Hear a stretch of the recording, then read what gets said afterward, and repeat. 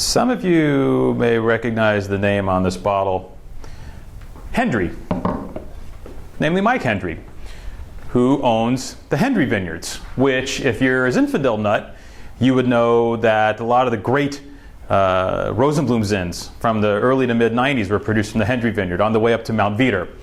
Well, Hendry eventually started doing a lot of their own wine, getting those contracts back, making their own Zinfandel, and they're doing a fine job of it themselves. But this is something different again. This vineyard comes through Molly Hendry, Mike's wife, who has a connection to a vineyard that, I don't know if some of you are familiar with, the Turley Moor Earthquake Vineyard. This wine comes from that same vineyard. It is the R.W. Moore Vineyard, planted in 1905. So for this wine, the vines were 105 years old. Now, Mike and Molly's take on the Moore Vineyard is a little different than Turley's take was, and we don't mind it one bit.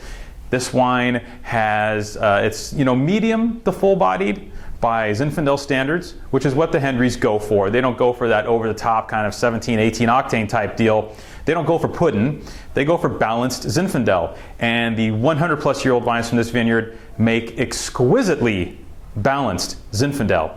You get the pepper, you get the spice, you get the red fruits, you get that cran heading to raspberry character, you get excellent concentration, but all in kind of a lifted package with very fine tannins.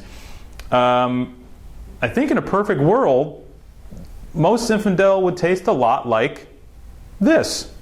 Am I saying it's perfect Zinfandel? Just about.